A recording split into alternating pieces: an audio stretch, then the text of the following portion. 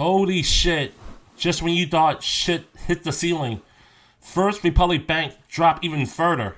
You know, it was funny, back in March, I had posted a video about how much money I lost. And I was thinking, you know, that was the end of it. It had created a support line for traders to potentially earn some profit. But now looking at it, man, that shit went down further. Before I continue, please do me a favor, smash the like and hit subscribe. I would really appreciate it. Without further ado, let's get into the video. Alright guys, I had just pulled up TradingView and I'm displaying the chart for First Republic Bank. So currently First Republic Bank, the stock ticker is FRCB. It's about 35 cents per share. Back in March, I had mentioned about First Republic Bank. It looks like the high was about $14.65. The low was $12 and it closed at $12.53 as of March 23rd. And I feel like this is a good entry for maybe a swing traders to like get in and potentially make some profit. Let's assume that you had gotten around this area, you know, around $12 to $14 a share. So, and you know, for like the past couple of weeks later, it looks like there's some kind of support line where the price didn't really move that much. It hovers between $12 to $14 on average. On April 23rd, First Republic Bank came out with positive earnings. And it says here that the reported earnings was 1.23. The estimated or the expected was 0.915. And, you know, that was a difference of 0.315, which give us a 34% surprise earnings.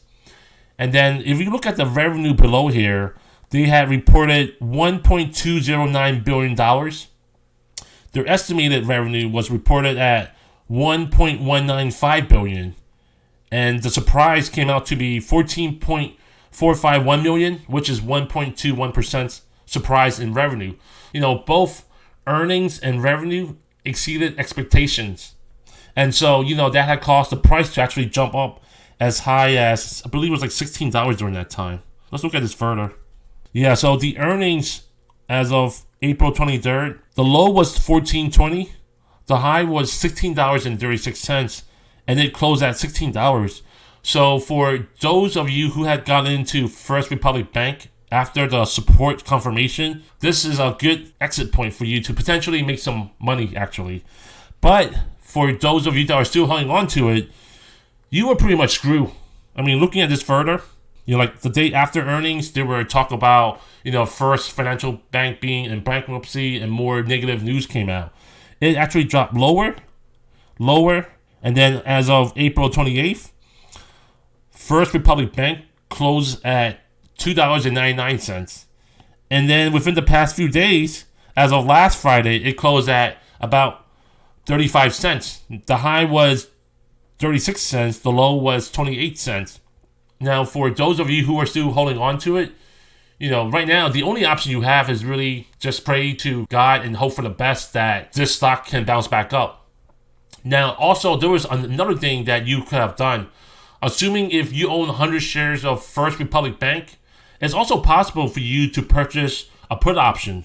Of course, it's easy for me in retrospective to tell you, you know, what you should have done. But I felt like whenever we have come across a situation where you're at a loss, you know, you're not really sure what to do, it's actually a really good practice for us to go back and analyze and see, you know, what we could have done better. So, you know, around March is when I posted a video about potentially flipping First Republic Bank. Now, if you had purchased, let's say, 100 shares for First Republic Bank around that time, it's also a great idea to purchase one put option at $14 strike price, maybe 2 or 3 months out, which basically means that you own the right to basically sell First Republic Bank if it dropped below $14. So if it dropped below your purchase price, then you have the right to sell First Republic Bank at $14, you know, within 2 or 3 months later. And that's really up to you to assign or execute the option or not.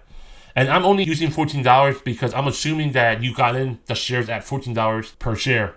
But if, let's say, you have gotten First Republic Bank at $15, then it's also a good idea to buy a put option at $15 strike price with 2 to 3 months out.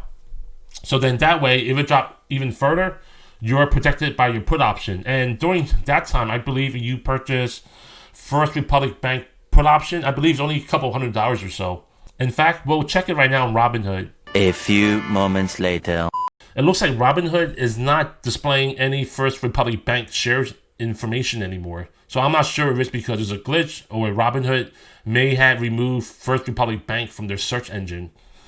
But yeah, let's assume that you could have probably gotten one put option for a couple $100. And even though it's a couple $100, that could right there save you even more money. Right now, First Republic Bank dropped to 35 cents. Man, which I'm sure it hurts, for those of you that own shares and First Republic Bank and still holding on to it. But yeah, buying a put option for First Republic Bank is one way to help protect your investment. Now, I'm also guilty of it too, right? There were many times where I purchased shares without thinking of buying a put option to protect my funds. Sometimes I also don't always buy 100 shares. And so when you own less than 100 shares, there's really no point of buying a put option because that will probably cost you more of buying a put option versus just taking the loss. But yeah, I'm curious to know if some of you are still holding on to First Republic Bank. And if so, let me know what are your next steps. Are you planning to continue to hold on to it? Or are you planning to sell it at a loss, regardless of the market value? Or in some cases, do you own put options where you could also sell it at the strike price and potentially not lose as much money? So let me know in the comments below. I'm curious to know what are your thoughts about First Republic Bank. As always, there are 1,000 ways to make money. Cha-ching!